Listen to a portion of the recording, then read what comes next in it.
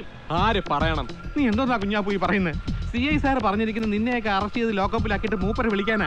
മാറി വന്ന George sir ആരാണെന്ന് അറിയാമോ നിനക്ക്? CI ആണെന്നല്ലേ സാറ് പറഞ്ഞു? നീയൊക്കെ അഴിയണം.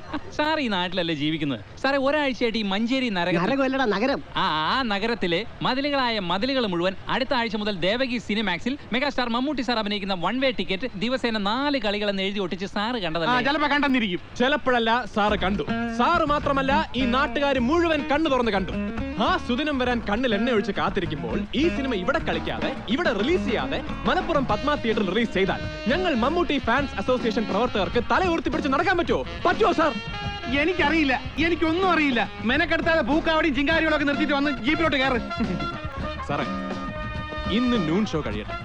നൂൺ ഷോ കഴിഞ്ഞ് ആവനാഴി സിനിമയിൽ ക്യാപ്റ്റൻ രാജു സാറിനെ മമ്മൂട്ടി അറസ്റ്റ് ചെയ്ത് കൊണ്ടുപോകുന്ന പോലെ സാറിന് ഞങ്ങളെ കൊണ്ടുപോകാം. അല്ല, ആവനാഴിയില് മമ്മൂട്ടി ക്യാപ്റ്റൻ രാജിനെ അറസ്റ്റ് ചെയ്തില്ല, വെടിവെച്ചു അല്ലേ? അയ്യോ, അത് ലാസ്റ്റ് അവസാനം. അതിനു മുമ്പ് അറസ്റ്റ് ചെയ്യുന്നുണ്ട്. സാർ ഓർക്കാഞ്ഞിട്ടാ. അതുവരെ സാർ അവിടെ വന്ന് ബ്ലാക്ക് ടിക്കറ്റ് വിൽക്കുന്നവന്മാരെ അറസ്റ്റ് ചെയ്ത് ക്യൂയിൽ ടിക്കറ്റ് എടുക്കാൻ നിൽക്കുന്ന നാട്ടുകാരെ ശല്യം ചെയ്യുന്നവന്മാരെ 2 പൂശും പൂശി ഒന്ന് റിലാക്സ് ചെയ്യും. ഷോ കഴിഞ്ഞ് നമുക്ക് തിയേറ്ററിൽ നിന്ന് നേരെ സ്റ്റേഷനിലേക്ക് പോവാം. ഇനി സെൻട്രൽ ജയിലിലേക്ക് പോകണോ? അതിനും റെഡി.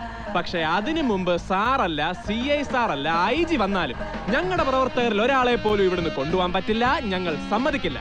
കാരണം ന്യായം ഞങ്ങളുടെ ഭാഗത്താണ്. അത് ശരി. അപ്പൊ അതാണ് ഉറച്ച തീരുമാനം അല്ലേ? അതെ. അങ്ങനെയാണെങ്കിൽ എനിക്കും കൂടെ ഒരു ടിക്കറ്റ് മാറ്റി വെച്ചേക്ക്.